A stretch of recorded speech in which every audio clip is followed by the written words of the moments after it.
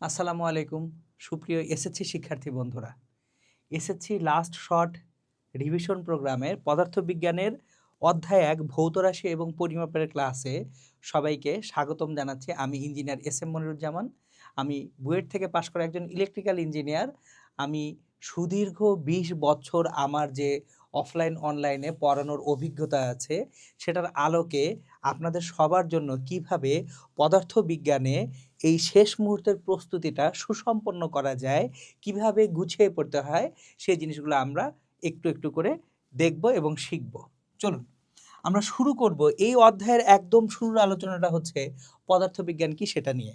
So দেখেন, পদার্থবিজ্ঞানের definition বা সংজ্ঞা আপনারা বই থেকে যখন পড়েছেন সেখানে পড়েছেন যে বিজ্ঞানের যে শাখায় পদার্থ এবং শক্তি এবং এই দুইয়ের যে অন্তঃক্রিয়া বা ইন্টারঅ্যাকশন সেটা নিয়ে আলোচনা করা হয় তাকে পদার্থবিজ্ঞান বলে। তাহলে এইখানে আমাদের দুটো জিনিস আছে, একটা হচ্ছে পদার্থ আর একটা হচ্ছে শক্তি। তাহলে পদার্থ কি? আমরা চারপাশে যা কিছু দেখছি, যা ছুঁতে পারি, যা ধরতে পারি, এগুলোকে আমরা সাধারণত পদার্থ বলি। শক্তি, এই শক্তিটা এবং পদার্থটা এই দুইটার মধ্যে ইন্টারঅ্যাকশনটা কিভাবে হয় সেটা আমরা একটু বোঝার চেষ্টা করব। ধরুন আপনার কাছে একটা পাথর আছে, তাহলে আমরা একটা পাথর এখানে রাখলাম, এটা একটা পাথর। তাহলে এই পাথরটা সাধারণভাবে পাথরকে আমরা কি হিসেবে দেখি? একটা পদার্থ হিসেবে দেখি। পাথর একটা পদার্থ। এখন এই পাথরটাকে যদি আমরা ছেড়ে দিই, পাথরটা যে অবস্থানে আছে মাটি থেকে একটা উচ্চতায় যখন পাথরটা আছে, পাথরের মধ্যে কিন্তু একটা শক্তি সঞ্চিত আছে। সেই শক্তিটা কি শক্তি? বিভব শক্তি। তাহলে পাথরে আছে বিভব শক্তি। এবার পাথরটা যখন এই উচ্চতা থেকে নিচের দিকে পড়বে, সে মাটিকে যখন আঘাত করবে, পাথরটা যখন মাটিকে আঘাত করবে তখন বিভব শক্তি কিসে রূপান্তর হয়ে যাবে? গতি শক্তিতে রূপান্তরিত হয়ে যাবে। তাহলে বিভব শক্তিটা শুরুতেই গতি শক্তিতে রূপান্তরিত হয়ে গেল। এখন পাথর যখন মাটিকে আঘাত করবে, গতি শক্তির পাশাপাশি আর কি কি শক্তি এখানে উৎপন্ন হতে পারে? পাথরটা মাটিকে যখন আঘাত করবে তখন শব্দ শক্তি উৎপন্ন হওয়ার সুযোগ আছে। মাটির সাথে ঘর্ষণের ফলে পাথরটা তাপ শক্তি উৎপন্ন করতে পারে। তাহলে এই যে দেখেন, বিজ্ঞানের যে শাখায় তাহলে আমরা এই যে পদার্থ এবং শক্তি এদের ইন্টারঅ্যাকশন বা অন্তঃক্রিয়া নিয়ে আলোচনা করছি, সেটাই পদার্থবিজ্ঞান। এখন আমরা পদার্থ বলতে আসলে কি বুঝি? আমাদের চারপাশের দৃশ্যমান পদার্থ ছাড়াও পদার্থ যা কিছু দিয়ে গঠিত হয়েছে, অর্থাৎ অণু, পরমাণু থেকে শুরু করে ইলেকট্রন, প্রোটন, নিউট্রন, কোয়ার্ক বা স্ট্রিং পর্যন্ত এরা সবাই পদার্থ। আমরা যদি একটু ছোটভাবে একটা তালিকা তৈরি করি, পদার্থ, যে কোনো পদার্থ আসলে অণুর সমন্বয়ে গঠিত। অণু, তাহলে একটা পদার্থকে ভাঙলে সেখানে অসংখ্য অণু পাবো। তাহলে এই অণুগুলো এক বা একাধিক পরমাণু দিয়ে গঠিত। মৌলিক পদার্থগুলির অণু একটা করে পরমাণু দিয়ে গঠিত। যেমন ধরেন লোহা, লোহা একটা মৌলিক পদার্থ। তাহলে লোহার মধ্যে লোহার অণু এবং পরমাণু আসলে একই কথা। কিন্তু আপনি যদি কোনো একটা গ্যাস চিন্তা করেন, যেমন কার্বন ডাইঅক্সাইড গ্যাস, তাহলে কার্বন ডাইঅক্সাইড গ্যাসের মধ্যে আমাদের অ্যাকচুয়ালি অণু, এক অণু কার্বন ডাইঅক্সাইডে দুটো অক্সিজেন পরমাণু আছে, একটা কার্বন পরমাণু আছে। ওকে, তাহলে পদার্থকে ভাঙলে আমরা অণু পাবো, অণুকে ভাঙলে আমরা পরমাণু পাবো। পরমাণু এর মধ্যে আবার দুটো অংশ আছে, একটা হচ্ছে নিউক্লিয়াস, আর নিউক্লিয়াসের চারপাশে ঘূর্ণায়মান ইলেকট্রন। এখন আমরা জানি নিউক্লিয়াস আবার কি দিয়ে গঠিত? নিউক্লিয়াস গঠিত হচ্ছে প্রোটন এবং নিউট্রন দিয়ে গঠিত। নিউক্লিয়াস হচ্ছে প্রোটন এবং নিউট্রন দিয়ে গঠিত।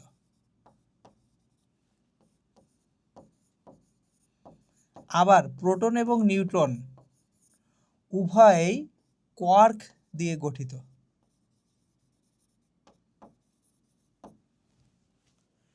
এখন এসে বিজ্ঞানীরা বলছেন ইলেকট্রন এবং কোয়ার্ক এরা স্ট্রিং দিয়ে গঠিত। ইলেকট্রন এবং কোয়ার্ক তারা কি দিয়ে গঠিত? স্ট্রিং দিয়ে গঠিত।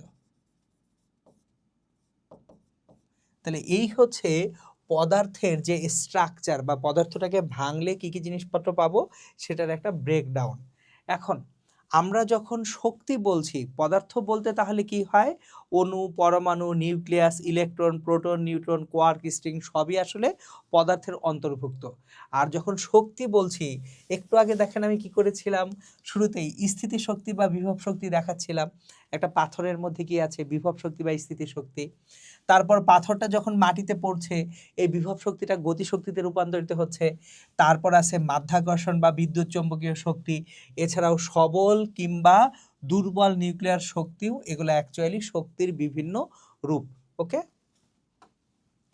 আমরা পদার্থবিজ্ঞানের পরিসর যদি আলোচনা করতে চাই, পরিসর বা ব্যাপ্তি, মানে আসলে পদার্থবিজ্ঞান পড়ে কি হবে বা পদার্থবিজ্ঞান থেকে কি কি জিনিসপত্র এসেছে সেগুলো যদি আমরা দেখতে যাই এক এক করে, দেখুন বইয়ে কিন্তু এই লিস্টগুলো দেওয়া আছে।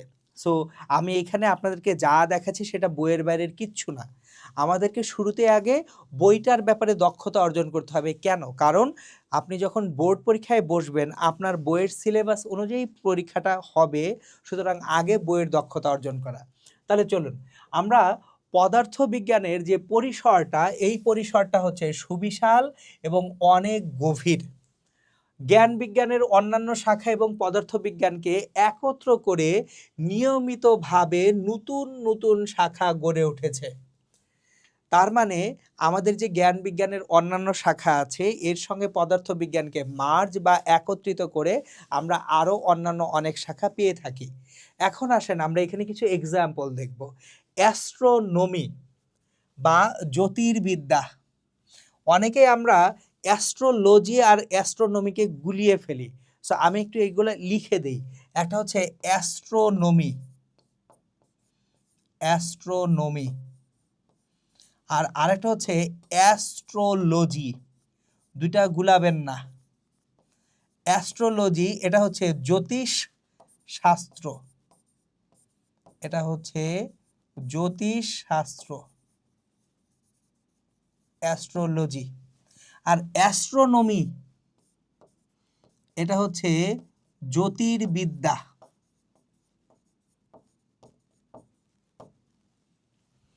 সো তফাৎ কোথায়? জ্যোতির্বিদ্যা হচ্ছে কিভাবে একটা নক্ষত্র তৈরি হলো, কিভাবে একটা নীহারিকা বা একটা নেবুলা তৈরি হয়, একটা গ্যালাক্সি বা গ্যালাক্সির ক্লাস্টার কিভাবে আসে, সেগুলোর আলোচনা হয় অ্যাস্ট্রোনমিতে। আর অ্যাস্ট্রোলজিটা হচ্ছে অনেকটা হচ্ছে আপনারা ওই যে রাশিতত্ত্ব টাইপ যে জিনিসপত্রগুলো দেখেন, যে আছে অনেকেই বিশ্বাস করে রাশিতত্ত্বে, হোয়াটএভার, ওটা আমার পড়ানোর বিষয় না। সো অ্যাস্ট্রোলজি হচ্ছে জ্যোতিষশাস্ত্র আর অ্যাস্ট্রোনমি হচ্ছে জ্যোতির্বিদ্যা। তাহলে অ্যাস্ট্রোনমি এবং পদার্থবিজ্ঞান একসাথে মিলে কি তৈরি হয়েছে? অ্যাস্ট্রোফিজিক্স। এরপর জীব প্রক্রিয়া ব্যাখ্যা করার জন্য জীববিজ্ঞান এবং পদার্থবিজ্ঞান একসাথে নিয়ে চলে আসছে কি? বায়োফিজিক্স। যে আমাদের যে জীবন্ত যে কোনো কোষ, এই কোষের মধ্যে কি কি ধরনের রাসায়নিক বিক্রিয়া হতে পারে বা কোষের সাথে পদার্থবিজ্ঞানের যে সম্পর্কগুলি, সেগুলো বায়োফিজিক্সের আলোচনার বিষয়বস্তু। রসায়ন শাখার সঙ্গে পদার্থবিজ্ঞান মিলিয়ে তৈরি হয়েছে কেমিক্যাল ফিজিক্স। জিওলজি বা ভূতত্ত্ব, ভূতত্ত্বের ইংরেজি হচ্ছে জিওলজি, তাহলে আমি এখানে লিখে দিই জিওলজি, জিওলজি এটা হচ্ছে ভূতত্ত্ব। মানে ধরেন কোথাকার মাটি কীরকম, কোথায় কোন ধরনের শিলা পাওয়া যায়, কোথায় কোন ধরনের পাথর পাওয়া যায়, এগুলো হচ্ছে জিওলজি বা ভূতত্ত্বের আলোচনা। তাহলে এই জিওলজির সঙ্গে পদার্থবিজ্ঞান মিলে তৈরি হয়েছে কি? জিওফিজিক্স। আর চিকিৎসাবিদ্যায় পদার্থবিজ্ঞান ব্যবহার করে কি গড়ে উঠেছে? মেডিকেল ফিজিক্স গড়ে উঠেছে। সো এই হচ্ছে আমাদের পদার্থবিজ্ঞানের পরিসর বা অ্যাকচুয়ালি বিজ্ঞানের অন্যান্য শাখার সাথে পদার্থবিজ্ঞানকে মার্জ বা একত্রিত করে আমরা নতুন কি পদার্থবিজ্ঞানের শাখা পাচ্ছি। এখন পদার্থবিজ্ঞানের মূল অংশকে আমরা সাধারণত দুটো অংশে ভাগ করতে পারি। একটা হচ্ছে চিরায়ত পদার্থবিজ্ঞান আর আরেকটা হচ্ছে আধুনিক পদার্থবিজ্ঞান। তাহলে চিরায়ত পদার্থবিজ্ঞানকে আমরা বলতে পারি ক্লাসিক্যাল ফিজিক্স, ক্লাসিক্যাল ফিজিক্স বা চিরায়ত পদার্থবিজ্ঞান। তাহলে চিরায়ত কেন বলা হচ্ছে? চিরায়ত বলা হচ্ছে একেবারে আদিম কাল থেকে পদার্থবিজ্ঞানের যে শাখাগুলি নিয়ে আলোচনা হচ্ছে সেগুলোকে আমরা চিরায়ত পদার্থবিজ্ঞান বলি। তাহলে চিরায়ত পদার্থবিজ্ঞানের অংশগুলো কি?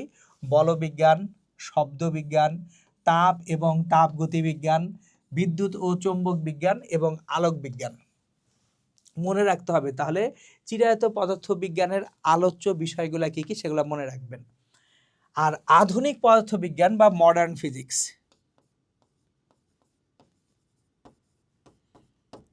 এখন চিরায়ত পদার্থবিজ্ঞান সাধারণত নিউটন এবং নিউটনের যে সূত্রগুলা এগুলার উপর ভিত্তি করে গড়ে ওঠা। আর আধুনিক পদার্থবিজ্ঞান সাধারণত হচ্ছে আইনস্টাইনের যে আপেক্ষিক তত্ত্ব, এই তত্ত্বের উপরে ভিত্তি করেই মূলত গড়ে উঠেছে। তাহলে এইখানে কি কি আছে সেটা আমরা দেখি। পারমাণবিক এবং উপপারমাণবিক পদার্থবিজ্ঞান আছে, নিউক্লিয়ার পদার্থবিজ্ঞান আছে, কঠিন অবস্থার পদার্থবিজ্ঞান, এটাকে বলা হয় সলিড স্টেট ফিজিক্স। এটা সাধারণত ইলেকট্রনিক্সের আলোচনা করা হয়, যে আপনারা যখন একটু বড় ক্লাসে উঠবেন তখন ট্রানজিস্টর পড়বেন, ডায়োড পড়বেন, এগুলো সব হচ্ছে সলিড স্টেট ফিজিক্স। কিভাবে সেমিকন্ডাক্টরগুলো ব্যবহার করে আমরা বিভিন্ন রকম টেকনোলজি তৈরি করতে পারি।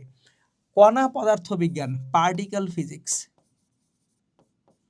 তো এই পার্টিকেল ফিজিক্সে বিভিন্ন রকমের কণিকা নিয়ে কথা বলা হয়। এখন এগুলো কণিকা কি, যেমন আলফা কণা, বিটা কণা, হিগস বোসন, এই টাইপ যে কণাগুলো আছে তাদের সম্পর্কে আলোচনা করা হয় কোথায়? কণা পদার্থবিজ্ঞান বা পার্টিকেল ফিজিক্সে। আমরা পদার্থবিজ্ঞান কেন পড়ি? পদার্থবিজ্ঞান পড়ার উদ্দেশ্য তিনটা আমাদের বইপত্র অনুযায়ী। একটা হচ্ছে প্রকৃতির রহস্য উদ্ঘাটন। সো এইখানে প্রকৃতির রহস্য উদ্ঘাটন মানে কি? ধরুন আদিমকালে মানুষজন যখন বজ্রপাত হতে দেখতো, বজ্রপাত হচ্ছে, সঙ্গে শব্দ হচ্ছে, মানুষজন স্বাভাবিকভাবেই ভয় পেত। তাহলে এই যে প্রকৃতিতে যে ঘটনাগুলি আগে একটা সময় ব্যাখ্যা করা যেত না, সেগুলা ব্যাখ্যা করতে পারছি আমরা কিসের কারণে? পদার্থবিজ্ঞানের কারণে। সুতরাং পদার্থবিজ্ঞান পড়ার প্রথম উদ্দেশ্যটা হচ্ছে প্রকৃতির যে রহস্যগুলি মানে হচ্ছে কেন কি ঘটতেছে, বজ্রপাত কেন হয়, শিলাবৃষ্টি কেন হয়, এই টাইপ যে ঘটনাগুলি আছে সেগুলা জানা হচ্ছে প্রকৃতির রহস্য উদ্ঘাটনে পদার্থবিজ্ঞানের প্রয়োজনীয়তা। সেকেন্ড হচ্ছে প্রকৃতির নিয়মগুলি জানা। তো নিয়মগুলি কি? আমি যদি আমার হাতের কলমটা ফেলে দেই, এটা কখনো উপরে উঠবে? উঠবে না, এটা সবসময় নিচেই নামবে। তাহলে প্রকৃতির নিয়ম ন্যাচারালি যেটা হয়, কাউকে ছাদ থেকে ফেলে দিলে সে নিচেই পড়বে, সে উপরে উঠে যাবে না, বা সুপারম্যান হওয়া সম্ভব না। আমরা মুভিতে অনেক সময় দেখি ব্যাটম্যান হচ্ছে, সুপারম্যান হচ্ছে। সো হয়তোবা ব্যাটম্যান হওয়া সম্ভব, কারণ হচ্ছে ওখানে টেকনোলজির ব্যবহার অনেক বেশি, কিন্তু সুপারম্যান কোনো কিছু ছাড়া, জেট প্যাক ছাড়া আকাশে উড়ে যাচ্ছে একটা লোক। কেমন না ব্যাপারটা? যাই হোক, সো তাহলে প্রকৃতি যে নিয়মগুলি অ্যাকচুয়ালি মেনে চলে, মেনটেন করে, প্রকৃতির এই নিয়মগুলা জানা, এটা হচ্ছে পদার্থবিজ্ঞানের সেকেন্ড উদ্দেশ্য। আর থার্ড উদ্দেশ্য হচ্ছে প্রকৃতির নিয়মগুলো জেনে সেখান থেকে প্রযুক্তির বিকাশ করা। একটা ছোট্ট এক্সাম্পল দেব আমি আপনাদের। দেখেন, যখন বজ্রপাত হয় তখন কি হয়? আসলে প্রচুর চার্জ জমা হয় মেঘের মধ্যে। তাহলে মেঘের মধ্যে চার্জ জমা হচ্ছে, এই চার্জটা ডিসচার্জ হয়ে মাটিতে চলে আসতেছে, বজ্রপাত তৈরি হচ্ছে, এবং সেখান থেকে আমরা একটা বিশাল অ্যামাউন্টের এনার্জি কিন্তু পেতে পারি যদি বজ্রপাতটুকুকে স্টোর করা সম্ভব হতো কোনোভাবে। এখন প্রকৃতির নিয়ম যদি আমি না জানি, প্রথমটা প্রকৃতির রহস্য উদ্ঘাটন যদি না করতে পারি, কেন বজ্রপাত হয়, প্রথমে জানতে হবে কেন বজ্রপাত হয়। তারপর প্রকৃতির নিয়মগুলি জানা, বজ্রপাত কোথায় বেশি হওয়ার সম্ভাবনা বেশি, তাহলে সেই অনুযায়ী বজ্রপাত থেকে বেঁচে থাকার জন্য টেকনোলজি আবিষ্কার করা যেতে পারে। ভবনগুলার ছাদে এটাকে বলা হয় সার্জ অ্যারেস্টার, বা হচ্ছে বজ্র নিরোধক কিছু দণ্ড বসানো থাকে। এখন যদি আপনি প্রকৃতির রহস্য উদ্ঘাটন না করতে পারতেন, প্রকৃতির নিয়মগুলো না জানতেন, তাহলে বজ্রপাত থেকে আমাদেরকে রক্ষা করার জন্য এই বজ্র নিরোধক দণ্ডগুলো কিন্তু আমরা বসাতে পারতাম না। সুতরাং পদার্থবিজ্ঞান পড়ার তিনটা উদ্দেশ্য আছে, তার মধ্যে 3 নাম্বার উদ্দেশ্য দিয়ে আমরা অ্যাকচুয়ালি প্রাকৃতিক নিয়ম ব্যবহার করে প্রযুক্তির বিকাশ করতে পারি। ওকে, এখন আমরা রাশিতে যাওয়ার আগে একটা ছোট্ট জিনিস আমি আপনাদেরকে একটু ব্যাখ্যা করব। এটা হচ্ছে অনুধাবনমূলক প্রশ্ন হিসেবে থাকে যে প্রযুক্তি ভালো কিংবা খারাপ হতে পারে, কিন্তু জ্ঞান খারাপ নয়। সো চলুন আমি প্রশ্নটা লিখি। প্রযুক্তি ভালো কিংবা খারাপ হতে পারে।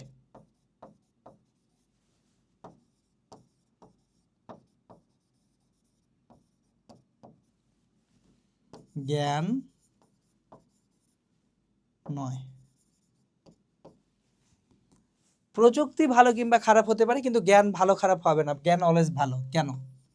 দেখেন, আমি একটা ছোট্ট উদাহরণ দিব। ধরুন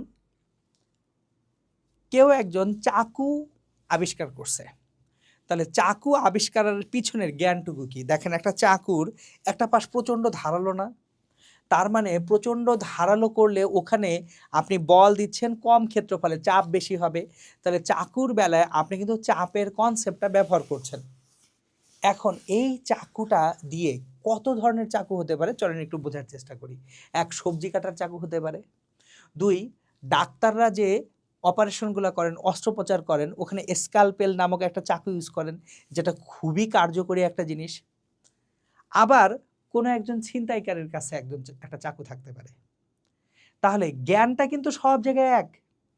ডাক্তার সাহেব যে স্ক্যালপেল ইউজ করে লাখ কোটি মানুষের জীবন বাঁচাচ্ছেন, সেই স্ক্যালপেলের যে জ্ঞান, আপনি সবজি যে কাটতেছেন সেই সবজি কাটার জন্য চাকুর যে জ্ঞান, আর একজন ছিনতাইকারীর চাকু ওইটার জন্য যে জ্ঞান একই। কিন্তু কে কিভাবে জ্ঞানটাকে ইউজ করতেছে সেটার উপরে নির্ভর করে প্রযুক্তি ভালো খারাপ হতে পারে। ভালো প্রযুক্তি থাকতে পারে, খারাপ প্রযুক্তি থাকতে পারে, কিন্তু জ্ঞানটা কখনোই খারাপ না। সুতরাং একটা জিনিস জানা যে জিনিসটা কিভাবে কাজ করতেছে এটা দূষণীয় না। দূষণীয় কখন হয়? যখন এই জানাটাকে আমরা খারাপ কাজে ব্যবহার করি বা খারাপ উদ্দেশ্যে ব্যবহার করি। রাশির কথা যখন আসে, ভৌত জগতে আমরা যা কিছু পরিমাপ করি তাকে কি বলি? রাশি বলি। এখন রাশি দুই প্রকার, একটা হচ্ছে মৌলিক রাশি আর হচ্ছে লব্ধ রাশি। সো প্রথম কথা, মৌলিক রাশি কাকে বলে? যে রাশিগুলা অন্য কোনো রাশির উপরে নির্ভরশীল না, শুধুমাত্র নিজেদের মধ্যেই থাকে, সেটা হচ্ছে মৌলিক রাশি। আর লব্ধ রাশি হচ্ছে এক বা একাধিক মৌলিক রাশির সমন্বয়ে গঠিত হয়। এক বা একাধিক, আসলে এক না, একাধিক মৌলিক রাশির সমন্বয়ে। এখন আমরা লব্ধ রাশিকে এক বা একাধিক মৌলিক রাশির সমন্বয়ে গঠিত।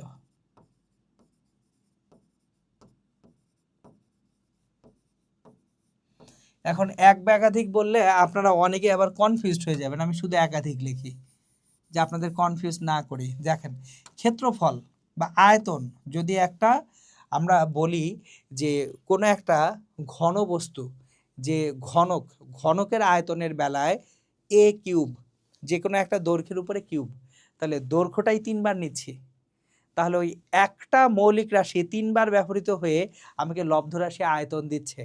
বাট এইটা অনেক সময় আপনারা কনফিউজড হন, এই জন্য আমি এখানে লিখলাম যে একাধিক মৌলিক রাশির সমন্বয়ে কি গঠিত হয়? আমাদের লব্ধ রাশি গঠিত হয়। সো যে কোনো লব্ধ রাশিতে আমাদের কি থাকবে? একাধিক মৌলিক রাশি থাকবে। সো মৌলিক রাশি ছিল কয়টা? 7টা। সো এখানে মৌলিক রাশিগুলার ইউনিট বা একক, এরপর সিম্বল, এগুলো সব দেওয়া আছে। এগুলো আপনারা অ্যাকচুয়ালি বইয়ে পড়েছেন, আমি জাস্ট একটু বলে যাই। দেখেন, মৌলিক রাশি কাকে বলে? যে সব রাশি অন্য কোনো রাশির উপর নির্ভরশীল নয়, বরং অন্য সকল রাশি এদের উপর নির্ভরশীল, সেসব রাশিকে মৌলিক রাশি বলে। তাহলে 7টা মৌলিক রাশি আছে। 1 নম্বর হচ্ছে দৈর্ঘ্য, 2 ভর, 3 সময়, 4 বৈদ্যুতিক প্রবাহ, 5 তাপমাত্রা, 6 পদার্থের পরিমাণ বা মোল, এবং 7 দীপন তীব্রতা বা ক্যান্ডেলা। সো মাথায় রাখেন কোনটাকে কি দিয়ে প্রকাশ করা হয়। দৈর্ঘ্য মিটার প্রকাশ করা হয় এম দিয়ে, তারপর ভর কিলোগ্রাম দিয়ে প্রকাশ করা হয়, সময় সেকেন্ড এস, তড়িৎ প্রবাহ অ্যাম্পিয়ার এ, তাপমাত্রা কেলভিনে প্রকাশিত হয়। তাপমাত্রা কিন্তু ডিগ্রি সেলসিয়াস না, তাপমাত্রার এসআই একক কেলভিন, পরম তাপমাত্রা যেটাকে বলা হয়, তাহলে কেলভিনে প্রকাশিত হয়। পদার্থের পরিমাণ হচ্ছে মোল দ্বারা প্রকাশ করা হয়, এবং দীপন তীব্রতা ক্যান্ডেলা সিডি দ্বারা প্রকাশ করা হয়। তাহলে এগুলো ছিল মৌলিক রাশি। এখন লব্ধ রাশি, যে সকল রাশি মৌলিক রাশির উপর নির্ভরশীল, যে সকল রাশি কার উপর নির্ভরশীল? মৌলিক রাশি, তাদেরকে লব্ধ রাশি বলা হয়, যেমন বেগ। তাহলে বেগের আন্ডারে বেগ আসলে কি? দূরত্ব ডিভাইডেড বাই সময়। তাহলে দূরত্ব একটা মৌলিক রাশি, সময় আর একটা মৌলিক রাশি, তাহলে বেগ একটা লব্ধ রাশি, মৌলিক রাশি না। ত্বরণ, ত্বরণ মানে কি? বেগ বাই সময়, বেগের পরিবর্তনের হারকে সময় ত্বরণ বলে। বেগ বাই সময়, এখান থেকে আসলে বেগ না, এটা হবে বেগের পরিবর্তন। আমি জাস্ট বোঝানোর জন্য লিখছি। সো ওকে, আমি বেগের পরিবর্তনটাই লিখে রাখি, না হলে আবার আপনারা ঝামেলায় পড়ে যাবেন। বেগের পরিবর্তন,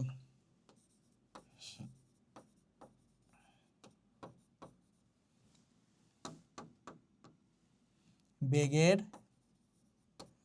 পরিবর্তন ডিভাইডেড বাই সময়।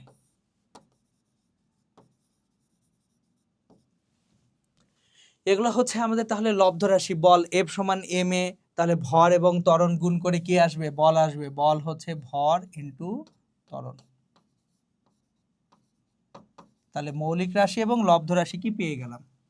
এখন আমাদেরকে আরো কিছু জিনিসপত্র মাথায় রাখতে হবে। উপসর্গ বা গুণিতক, যে উপসর্গ বা গুণিতক কাকে বলে? এখানে আছে deca, DA, hecto, H, kilo. Kilo মানে কি? 10 cube 1000, mega 10 power 6, giga 10 power 9, tera 10 পাওয়ার 12, পেটা 10 পাওয়ার 15, এক্সা 10 পাওয়ার 18। আর এখানে এসে দেখেন আমাদের আছে ডেসি, সেন্টি, মিলি, মাইক্রো, ন্যানো, পিকো, ফেমটো, এটো। সো এই জায়গায় আপনারা বই থেকে সুন্দর মতো চার্টগুলা দেখবেন, চার্টগুলা মাথায় রাখবেন। অবশ্যই বই থেকে চার্টগুলা মাথায় রাখতে হবে। এবার আমরা চলে আসব মাত্রা কাকে বলে। মাত্রা হচ্ছে একটা রাশিতে বিভিন্ন মৌলিক রাশি কোন সূচক বা পাওয়ারে আছে তাকে কি বলা হয়? মাত্রা বলা হয়। যেমন বেগের মাত্রা LT-1, ত্বরণের মাত্রা LT-2। আমি এখন আপনাদেরকে আগে 3টা মৌলিক রাশির মাত্রাগুলো একটু দেখাই। ভরের মাত্রা, ভর একক হচ্ছে কিলোগ্রাম, মাত্রা বড় এম। দৈর্ঘ্য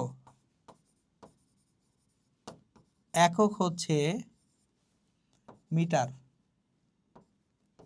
মাত্রা বড় এল। তারপর হচ্ছে সময়, সময়ের একক হচ্ছে সেকেন্ড, মাত্রা বড়টি। তাহলে দৈর্ঘ্য, ভর এবং সময়, এদের আমরা মাত্রাগুলা পেলাম। আমরা এখন যে কাজ করব, বিভিন্ন লব্ধ রাশির মাত্রা বের করব। দ্রুতি বা বেগ, তাহলে দ্রুতি বা বেগ হচ্ছে দূরত্ব ডিভাইডেড বাই সময়।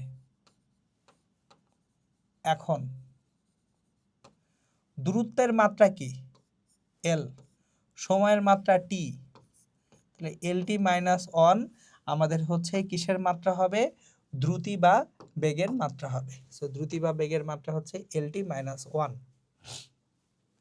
এরপর আসবো ত্বরণ বা মন্দন। ত্বরণ বা মন্দন, বেগের পরিবর্তনের হারকে ত্বরণ বলা হয়। তাহলে এখানে বেগ ডিভাইডেড বাই সময়। তাহলে বেগ মানে কি? দূরত্ব ডিভাইডেড বাই সময়, আর একটা সময় তো আগে থেকেই ছিল। দেখেন বেগ মানে হচ্ছে দূরত্ব বাই সময়, আর একটা সময় তো আগে থেকেই ছিল। তার মানে দূরত্ব বাই সময় স্কোয়ার। দূরত্ব হচ্ছে এল, সময় হচ্ছে টি স্কোয়ার। তাহলে LT-2 এটা হচ্ছে আমাদের কিসের জন্য মাত্রা? ত্বরণ বা মন্দনের জন্য মাত্রা। নেক্সট আসবো আমরা বলের মাত্রায়। বল, বল সমান হচ্ছে ভর ইন্টু ত্বরণ। বল সমান কি? ভর ইন্টু ত্বরণ। ভর ইন্টু ত্বরণ। তাহলে ত্বরণ মানে কি? বেগ বাই সময়। আবার বেগ মানে কি? দূরত্ব বাই সময়।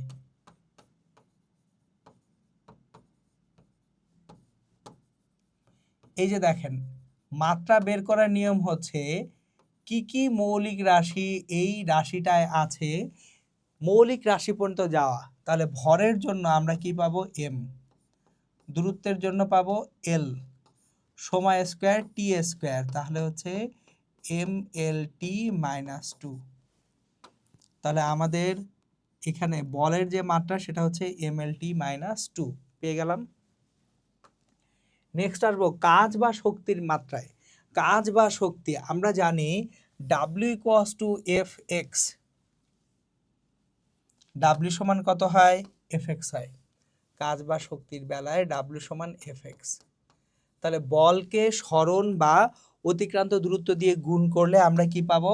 কৃত কাজ পাবো। তাহলে কাজ সমান বল ইন্টু দূরত্ব। তাহলে বল মানে কি? ভর ইন্টু ত্বরণ। পরীক্ষায় যদি আসে আপনাকে এইভাবেই লিখতে হবে। যদি আপনাদের সিকিউ অংশে আসে যে কাজের মাত্রা বের করে দেখাও, তাহলে ঠিক এভাবে বের করে দেখাতে হবে। কাজ কোথা থেকে আসতেছে? বল ইন্টু সরণ থেকে আসতেছে। এখন সরণটার মানটাই আসলে হচ্ছে দূরত্ব। তাহলে বল ইন্টু দূরত্ব। এবার বল মানে ভর ইন্টু ত্বরণ ইন্টু দূরত্ব। এবার ত্বরণ মানে হচ্ছে বেগ বাই সময়, ভর ইন্টু বেগ বাই সময় ইন্টু দূরত্ব।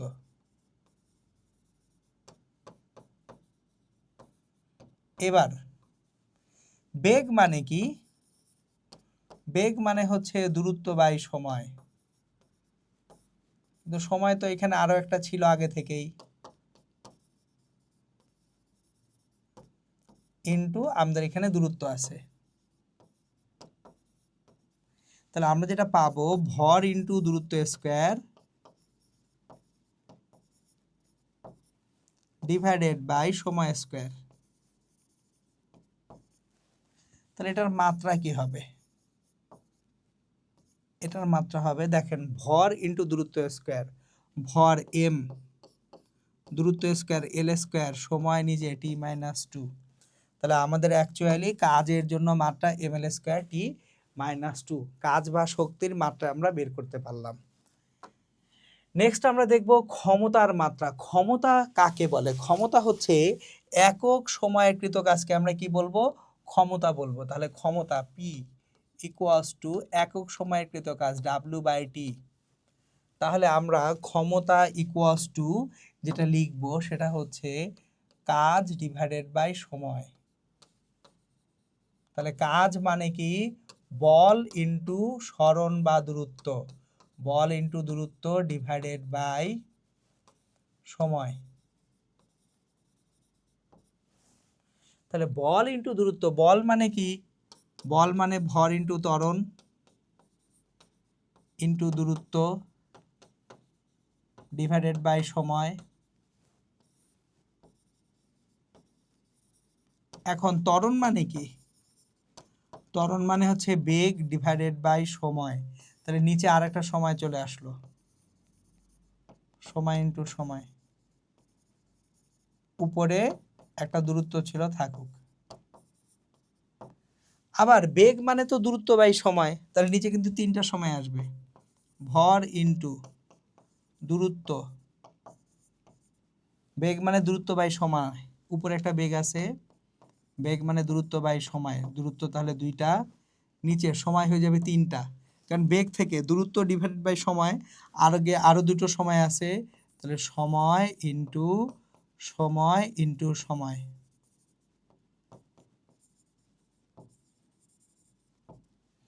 তাহলে দেখেন এখানে মাত্রা কি হয়? মাত্রা,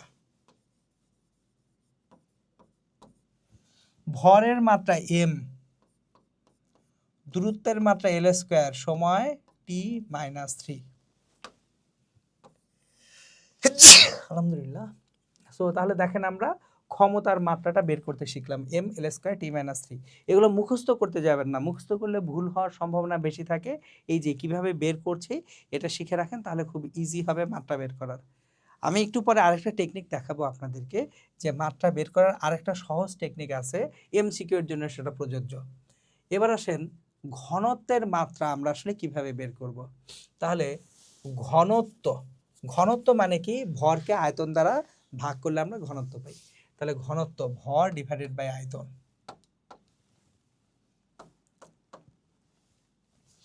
ঘনত্ব সমান ভর ডিভাইডেড বাই আয়তন। তাহলে আয়তনে আপনার কি আছে? দৈর্ঘ্য প্রস্থ উচ্চতা তিনটা আছে, তাহলে ভর ডিভাইডেড বাই দৈর্ঘ্য, এটা একটা দূরত্ব, প্রস্থ এটা আর একটা দূরত্ব, উচ্চতা এটা আর একটা দূরত্ব। তাহলে মাত্রাটা অ্যাকচুয়ালি কি হয়? ভর এম, তিনটা দূরত্ব এল মাইনাস 3। তাহলে এটা হচ্ছে আমাদের কিসের মাত্রা? এটা হচ্ছে আমাদের ঘনত্বের মাত্রা। ওকে, চাপের মাত্রা দেখতে চাই। চাপ মানে কি? বল বাই ক্ষেত্রফল। চাপ মানে বল বাই ক্ষেত্রফল, বল ডিভাইডেড বাই ক্ষেত্রফল।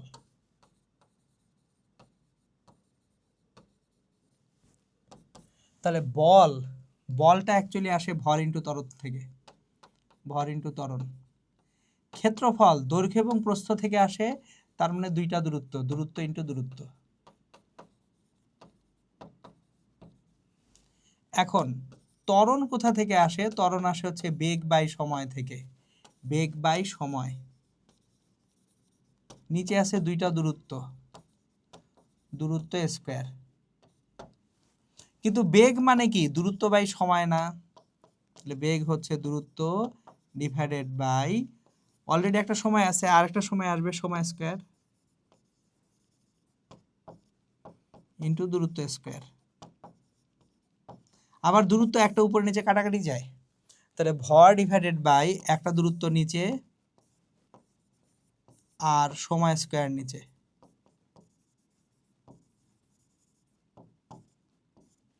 তাহলে আলটিমেটলি এটার মাত্রা কি হচ্ছে? চাপের মাত্রা। উপরে আছে ভর এম, দূরত্ব এল মাইনাস 1, দূরত্ব তো নিচে আছে, তাহলে এল মাইনাস 1, দুইটা সময় নিচে আছে, টি মাইনাস 2। তাহলে এই ছিল বিভিন্ন লব্ধ রাশির কি নির্ণয় করা? মাত্রা নির্ণয় করা। আমি আপনাদেরকে বলতেছিলাম খুব সিম্পল একটা প্রসিডিউর শেখাবো, যে এটা তো হচ্ছে সৃজনশীলে আসলে এইভাবে লিখতে হবে। তাহলে যদি সৃজনশীল হিসেবে না আসে, আমাকে যদি এমসিকিউ এই কাজটা করতে হয়, তাহলে আমরা কি করব সেটা এখন আমি আপনাদেরকে দেখাই। চলেন, যে আমাদের এমসিকিউ আসে না, আমাদের রিটেনে আসছে, সরি রিটেনে আসেনি, এমসিকিউতে আসছে, এবং আমাকে মাত্রা নির্ণয় করতে হবে খুব সহজে। চলুন আমরা কিভাবে সহজে মাত্রা নির্ণয় করব সেটা এখন আমি আপনাদেরকে দেখাবো। সো আমি একটা একটা করে বিভিন্ন রাশি নিব, এই রাশিগুলোর মাত্রা নির্ণয় করতে আপনাদেরকে শেখাবো এখন। তাহলে আমি একটা একটা করে রাশি নিয়ে সেই রাশিগুলোর মাত্রা নির্ণয় করতে যদি শিখাই আপনাদেরকে, এটা হচ্ছে এককের সাহায্যে মাত্রা নির্ণয়। আমি এটাকে বলবো একক ব্যবহার করে মাত্রা নির্ণয়, এককের সাহায্যে মাত্রা নির্ণয়।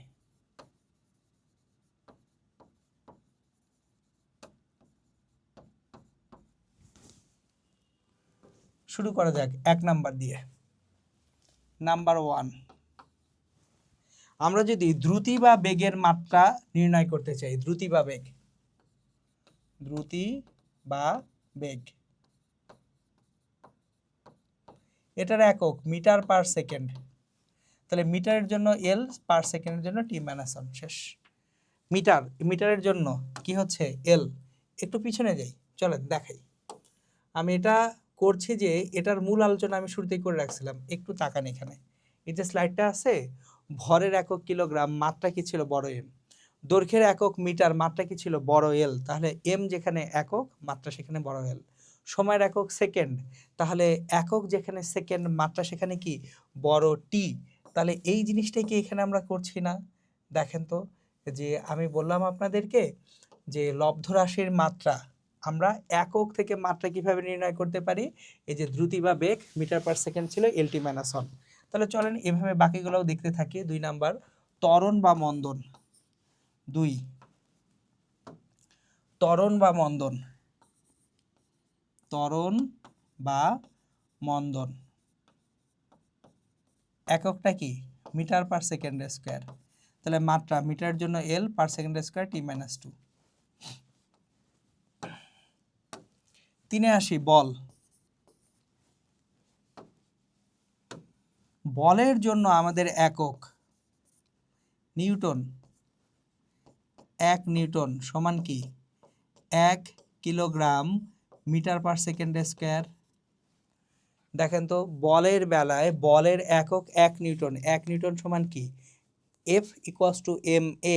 1 কিলোগ্রাম ভরের বস্তুকে যদি 1 মিটার পার সেকেন্ড স্কয়ার ত্বরণ দিতে পারি তাহলে সেটাকে আমরা কি বলি 1 নিউটন বল বলি। তাহলে 1 kilogram metre per second square, কিলোগ্রামের জন্য m মিটারের জন্য মাত্রা l, সেকেন্ডের জন্য t -2, তাহলে বলের মাত্রা mlt -2। নেক্সট আসবো আমরা 4 নাম্বার, বলের পরে কাজ বা শক্তি। কাজ বা শক্তি, কাজ বা শক্তির একক কি জুল না, তাহলে জুল। এখন 1 জুল মানে কি 1 জুল মানে 1 নিউটন ইন্টু 1 মিটার। 1 নিউটন মানে 1 kilogram metre per second square into 1 metre, তাহলে 1 kilogram metre square per second square. এখন এইখানে তাহলে দেখেন মাত্রাটা m, বড় m, কিলোগ্রামের জন্য m square l square second square t -2, তাহলে কাজ বা শক্তির মাত্রা নির্ণয় হয়ে গেল। নেক্সট আসি 5 নাম্বার, ক্ষমতার মাত্রা নির্ণয়। আমরা যখন ক্ষমতার মাত্রা নির্ণয় করতে যাব, ক্ষমতার একক কি ওয়াট। 1 ওয়াট মানে 1 জুল ডিভাইডেড বাই 1 সেকেন্ড, তাহলে 1 ওয়াট সমান 1 জুল ডিভাইডেড বাই 1 সেকেন্ড। তাহলে 1 জুল মানে 1 newton into 1 metre divided by 1 second. এখন 1 নিউটন মানে কি 1 kilogram metre per second square, তাহলে 1 kilogram metre per second square into 1 metre divided by 1 second. তাহলে এখান থেকে আমরা একটু ডান পাশে চলে যাই, ইকুয়ালস টু, দেখেন এখানে 1 কিলোগ্রাম মিটার আছে কয়টা, দুইটা, তাহলে 1 kilogram metre square s -3, 1 kilogram metre square s -3, তাহলে এটার মাত্রা হবে m l স্কয়ার t -3। চলেন একটু পিছনে যাই, ক্ষমতার যে মাত্রা ছিল, দেখেন তো ক্ষমতার মাত্রা কি ছিল ml স্কয়ার t -3। আমরা এই মাত্রাটাই কিন্তু পেলাম ক্ষমতার ml স্কয়ার t -3, কি ব্যবহার করে, একক ব্যবহার করে। ওকে, খুবই ভালো কথা।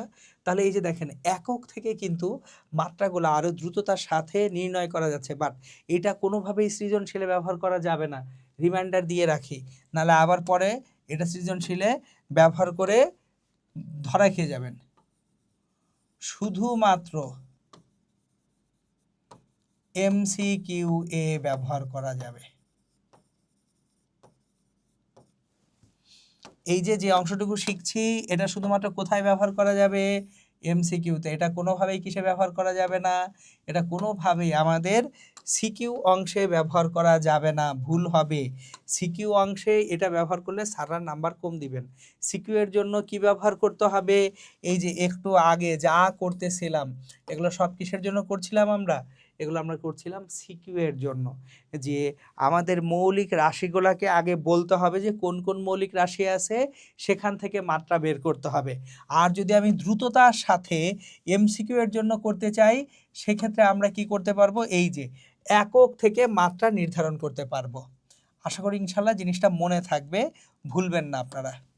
এখন আমরা মাত্রা নির্ণয় করেছি কি পর্যন্ত, ক্ষমতা পর্যন্ত। তাহলে ক্ষমতার যে পরে আরো দুটো মাত্রা আমরা দেখেছিলাম, 6 নাম্বার ঘনত্ব এবং চাপ। তাহলে ঘনত্ব হচ্ছে কিলোগ্রাম পার কিউবিক মিটার, তাহলে কিলোগ্রামের জন্য m l -3। আর শেষটা ছিল কিসের জন্য, চাপের জন্য। 7 নাম্বার ছিল চাপের জন্য। 7, এখানে আমরা চাপের মাত্রা দেখতে চাই। চাপ মানে কি বল বাই ক্ষেত্রফল, চাপ বল বাই ক্ষেত্রফল 1 newton divided by 1 metre square. এখন নিউটন মানে কি kilogram metre per second square, আর নিচে 1 মিটার স্কয়ার, তাহলে আমরা পাবো 1 kilogram per metre per second square. তাহলে মাত্রা m l -1 t -2, তাহলে M L minus one T minus two এটা কার মাত্রা? এটা হচ্ছে আমাদের চাপের মাত্রা। একটু পিছনে যাই, দেখি চাপের মাত্রা কি ছিল।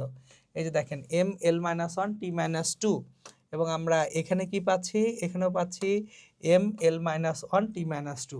তাহলে এই হচ্ছে আমাদের বিভিন্ন লব্ধ রাশির মাত্রা কিভাবে বের করতে হয় সেটা ডিটেলস আলোচনা।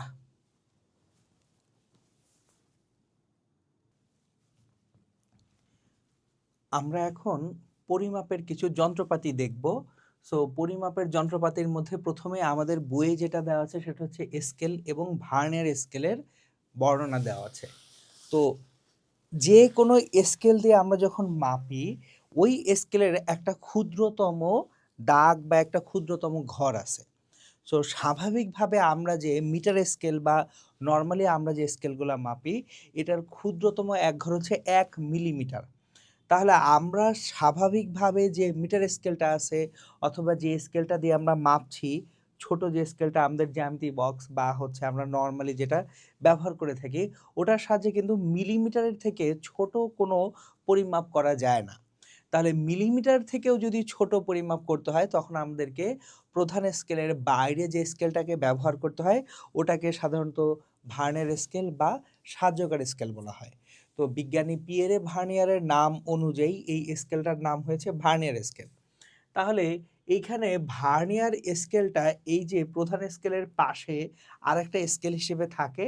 এখন এই ভার্নিয়ার স্কেলে সাধারণত যেটা হয়, মূল স্কেলের 9 ঘর ভার্নিয়ার স্কেলের 10 ঘরের সমান হয়। স্বাভাবিকভাবে মূল স্কেলের 9 ঘর ভার্নিয়ার স্কেলের 10 ঘরের সমান হয়। তাহলে মূল স্কেলের 9 ঘর ইকুয়ালস টু ভার্নিয়ার স্কেলের 10 ঘর।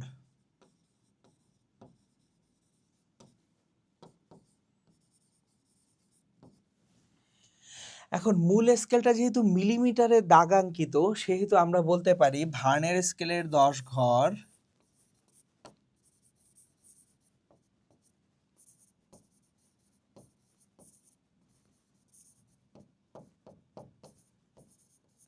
এইটা সমান 9 মিলিমিটার। কারণ মূল স্কেলের 9 ঘর মানেই তো 9 মিলিমিটার, তাহলে ভার্নিয়ার স্কেলের 10 ঘর মানে হচ্ছে 9 মিলিমিটার। তাহলে ভার্নিয়ার স্কেলের 1 ঘর 9/10.9 মিলিমিটার। তাহলে মূল স্কেলের 1 ঘর ভার্নিয়ার স্কেলের 1 ঘরের মধ্যে যে ব্যবধান, এটাকে বলা হয় ভার্নিয়ার ধ্রুবক। ভার্নিয়ার ধ্রুবক।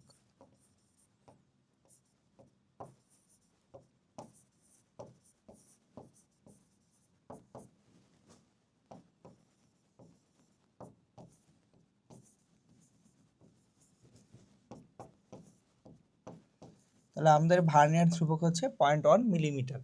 এখন স্বাভাবিকভাবে ভার্নিয়ার ধ্রুবক যেটাকে প্রকাশ করি আমরা ভিসি দিয়ে, vernier constant equals to S. এই এস হচ্ছে স্মলেস্ট সেগমেন্ট, মূল স্কেলের ক্ষুদ্রতম এক ঘর।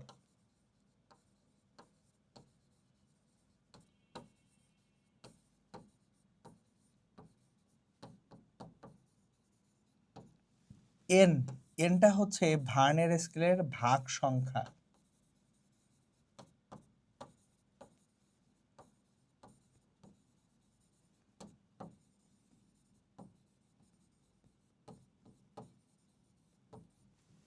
এইভাবে আমরা অ্যাকচুয়ালি কি পাই? ভার্নিয়ার ধ্রুবক ভিসি বের করতে পারি। এখন যখন আমরা ভার্নিয়ার স্কেল দিয়ে পরিমাপটা করতে যাব, আমাদেরকে আরেকটা জিনিস দেখতে হয়, সেটা হচ্ছে ভার্নিয়ার সমপাতন কি। মূল স্কেলের কোনো একটা দাগের সঙ্গে ভার্নিয়ার স্কেলের যে দাগটা প্রায় মিলে যায় তাকে বলা হয় ভার্নিয়ার সমপাতন। একটু খেয়াল করেন, দেখেন এখানে এই যে প্রথম যে দাগটা, ভার্নিয়ার স্কেলের প্রথম দাগটা মূল স্কেলের একটা দাগের সঙ্গে প্রায় মিলে গেছে। তাহলে আমরা দেখি যদি একটু খেয়াল করে, ভার্নিয়ার স্কেলের প্রথম দাগটা মূল স্কেলের একটা দাগের সাথে মিলে গেছে। তাহলে এই জায়গায় এসে ভার্নিয়ার সমপাতনটা হবে কত? আমাদের এখানে ভার্নিয়ার সমপাতন হচ্ছে 1। ভি হচ্ছে এখানে 1।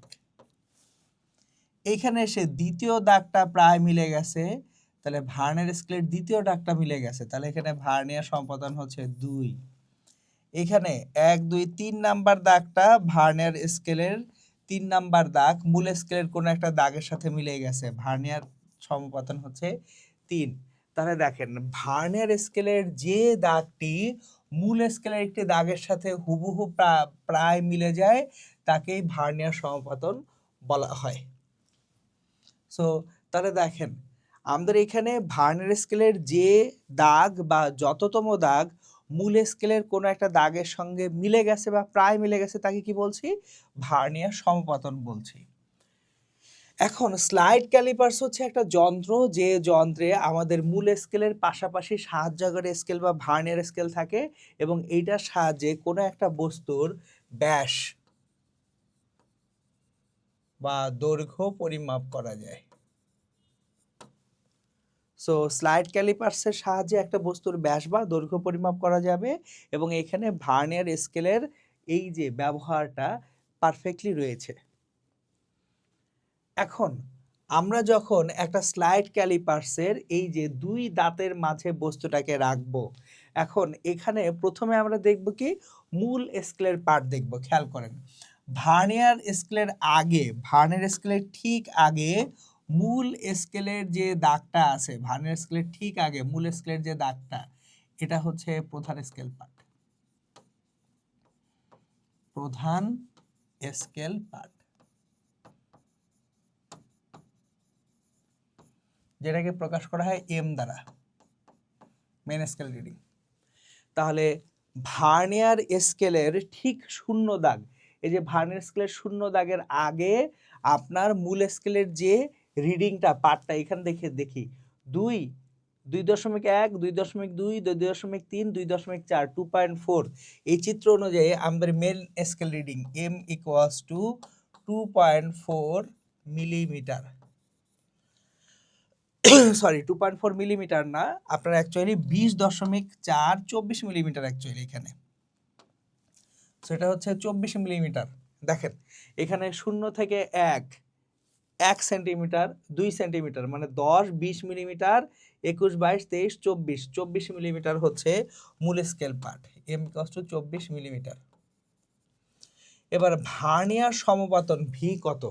ভার্নিয়ার সমপতন যদি দেখতে যাই আমরা, ভার্নিয়ার স্কেলের যে দাগটা মূল স্কেলের কোনো একটা দাগের সাথে মিলে যায়, 1 2 3 4 5 6 7 8, এখানে অষ্টম দাগটা প্রায় মিলে যাচ্ছে, এখানে ভার্নিয়ার সমপতন ভি সমান 8, তাহলে ভি সমান 8। এবার ভার্নিয়ার ধ্রুবক, তাহলে ভার্নিয়ার ধ্রুবক কত? 10টা ঘর 9 ঘরের সমান, তাহলে 10 ঘর 9 ঘরের সমান হলে ভার্নিয়ার কনস্ট্যান্ট ইকুয়ালস টু মূল স্কেলের ক্ষুদ্রতম এক ঘর 1 মিলিমিটার ডিভাইডেড বাই ভার্নিয়ার স্কেলের দাগ সংখ্যা 10.1 মিলিমিটার।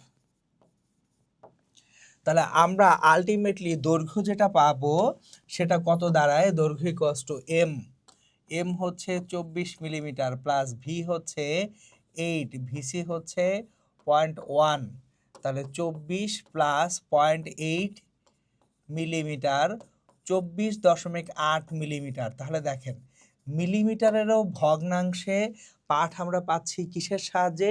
ভার্নিয়ার স্কেলের সাহায্যে। ওকে, এখন ভার্নিয়ার স্কেলে আমরা যদিও মিলিমিটারেরও ভগ্নাংশে মান বের করতে পারছি, এর থেকেও অ্যাকুরেটলি পরিমাপ করার জন্য তৈরি হয়েছে স্ক্রু গজ। স্ক্রু গজে একটা স্ক্রু থাকে যেটাকে ঘোরানো যায়।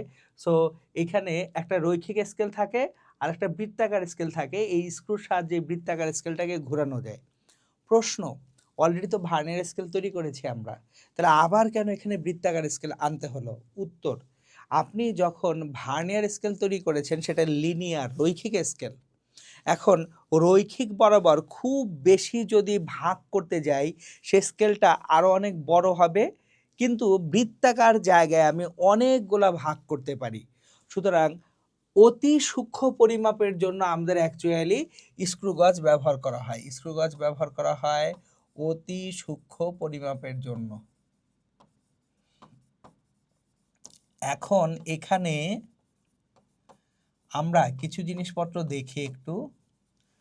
প্রথম কথা হচ্ছে পিচ কাকে বলে।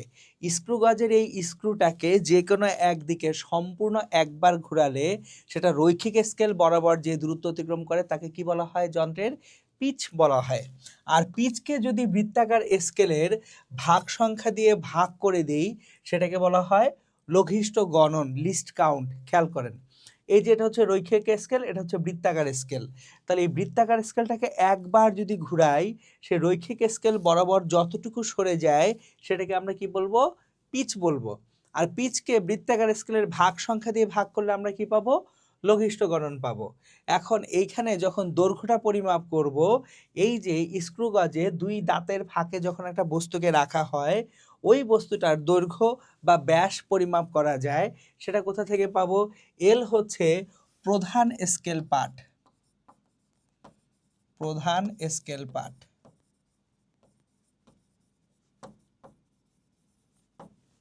এখানে সি কি, এখানে সি হচ্ছে বৃত্তাকার স্কেলের যে দাগটা প্রধান স্কেলের সঙ্গে প্রায় মিলে যায়।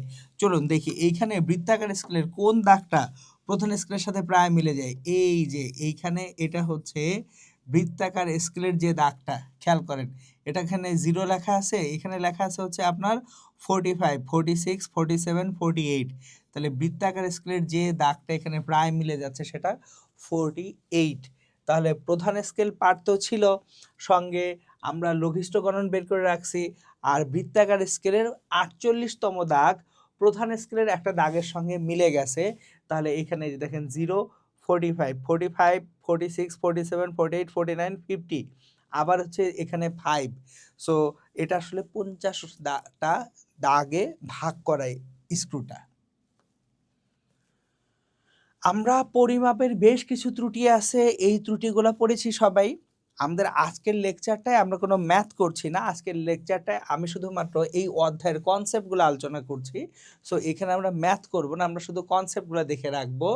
যে এখানে চূড়ান্ত ত্রুটি আছে আমাদের, প্রকৃত মান আছে। সো দেখেন চূড়ান্ত ত্রুটিটা কি, প্রকৃত যে মান আছে এবং যে মাপটা আমরা পরিমাপ করে পেলাম পরিমাপ্য মান, এই দুইটার মধ্যে ব্যবধানটা হচ্ছে চূড়ান্ত ত্রুটি। এখন চূড়ান্ত ত্রুটি নেওয়ার সময় আমরা সব সময় বড় ত্রুটিটা নিব। অনেক সময় দেখা যায় যে আমার যে পরিমাপ্য মান আছে প্রকৃত মান থেকে যখন পরিমাপ্য মানটাকে আমরা বিয়োগ করতে যাব আমরা দুটা ভ্যালু পাই, একটা হচ্ছে সর্বোচ্চ মান আর একটা হচ্ছে সর্বনিম্ন মান। সব সময় চূড়ান্ত ত্রুটি হিসেবে আমরা সর্বোচ্চ মানটাকে ব্যবহার করব। আর আপেক্ষিক ত্রুটি হচ্ছে চূড়ান্ত ত্রুটিকে প্রকৃত মান দিয়ে ভাগ করে যেটা পাওয়া যাবে সেটা আপেক্ষিক ত্রুটি। আর আপেক্ষিক ত্রুটিতে আমরা যদি 100% দিয়ে গুণ করি তাহলে শতকরা ত্রুটিটা আমরা পাবো। সো আমরা কিন্তু আমাদের বইয়ের উদাহরণে চমৎকার দুইটা ম্যাথ দেওয়া আছে এই যে চূড়ান্ত ত্রুটি এবং আপেক্ষিক ত্রুটির। আমি বলবো আপনি অবশ্যই বই থেকে এই দুইটা ম্যাথ করে ফেলবেন। চ্যাপ্টারের শেষে এসে আমি আপনাদেরকে আরও কিছু জিনিসপত্র একটু রিমাইন্ডার দিব, যে এই জিনিসপত্রগুলো আপনাদের পড়া কিন্তু আপনারা বারবার মনে রাখেন। সো প্রথম যে জিনিসটা রিমাইন্ডার দিব, ক্ষেত্রফল এবং আয়তন নির্ণয়ে বেশ কিছু ঘনবস্তুর আপনার ক্ষেত্রফল আয়তন মাথায় রাখতে হবে। তাহলে আমরা একটা যদি আয়তাকার ঘনবস্তুর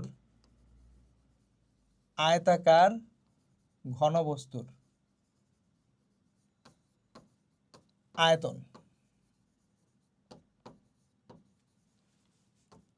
এটা হয় এবিসি। ঘনকের আয়তন,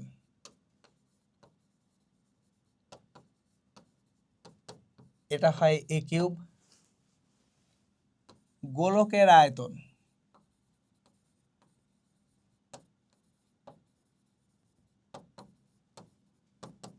four by three pi cube. সিলিন্ডারের আয়তন,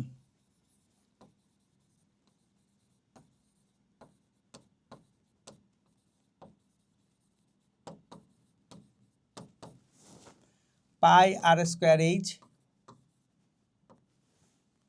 তাহলে এই যে দেখুন যে ঘনবস্তুগুলোর আয়তন আছে বা পৃষ্ঠতলের ক্ষেত্রফল যে আছে, এই জিনিসগুলো আপনাদের অ্যাকচুয়ালি মনে রাখতে হবে, কারণ পরিমাপের বেলায় এই সূত্রগুলো ব্যবহার করে আপনাদের ম্যাথ করতে হতে পারে।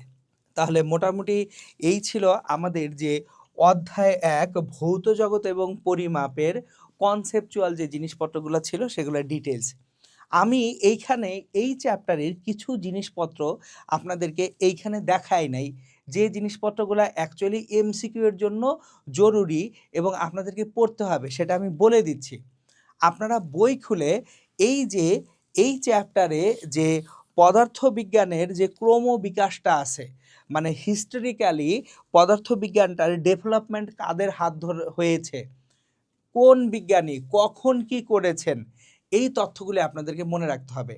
যেমন হচ্ছে এমসিকিউতে আসতেই পারে সূর্য গ্রহণের ভবিষ্যৎবাণী কে করেছিলেন, বা লোডেস্টোনের চৌম্বক ধর্ম কে আবিষ্কার করেছিলেন, অথবা বিজ্ঞানী নিউটনের পদার্থবিজ্ঞানের অবদানটা কি। সো পদার্থবিজ্ঞানের উৎপত্তি এবং ক্রমবিকাশে এইরকম অনেকগুলা বিজ্ঞানীর নাম এবং তারা কি কি করেছেন সেটা কিন্তু দেওয়া আছে। সুতরাং আপনাদের যেটা অবশ্যই পড়তে হবে সেটা ডিরেক্টলি বই হতে বিজ্ঞানীর নাম,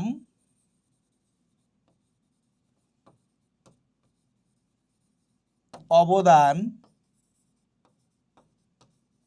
এবং সাল, এই তিনটা জিনিস অবশ্যই আপনাদেরকে পড়ে রাখতে হবে। কেন? কারণ এমসিকিউ তথ্য হিসেবে এখান থেকে প্রশ্ন আসতে পারে। এবং বিশেষ করে একজন বিজ্ঞানীর কথা না বললে নাই, যেটা হচ্ছে আচার্য জগদীশচন্দ্র বসু। আমাদের নিজেদের অ্যাকচুয়ালি এই যে বাংলাদেশ যদি বলি বা বাংলার কথা যদি বলি, এখান থেকে আমাদের সবচেয়ে বড় বিজ্ঞানীদের একজন ছিলেন আচার্য জগদীশচন্দ্র বসু। তাহলে উনার কি কি আবিষ্কার আছে যেটা পদার্থবিজ্ঞানে শুধু আমাদের দেশ বা আমাদের রিজিয়ন না, সমগ্র পৃথিবীকে বেনিফিট বা উপকার পৌঁছে দিয়েছে, সেগুলো কিন্তু আপনাদেরকে পড়ে রাখতে হবে, দেখে রাখতে হবে। ঠিক আছে? তাহলে এই হচ্ছে মোটামুটি ভৌত জগৎ এবং পরিমাপ অধ্যায়ের যে কনসেপ্টগুলি আছে বা যে জায়গাগুলি থেকে প্রশ্ন আসে বা রিভিশনের সময় আপনি যা পড়বেন তার বিস্তারিত আলোচনা। তাহলে সবার সঙ্গে ইনশাল্লাহ দেখা হবে পরবর্তী কোনো ক্লাসে। সবাই ঠিক মতো বই থেকে সকল কিছু পড়বেন। প্রথম জিনিস হচ্ছে বই ঠিক মতো গুছিয়ে পড়তে হবে। বইয়ের পর অন্য যে কোনো কিছু পড়া, বই ছাড়া আপনার পড়া কখনোই কমপ্লিট হবে না। ঠিক আছে? সবাই ভালো থাকবেন, সুস্থ থাকবেন, সুন্দর থাকবেন। দেখা হবে পরবর্তী কোনো ক্লাসে ইনশাল্লাহ। আসসালামু আলাইকুম।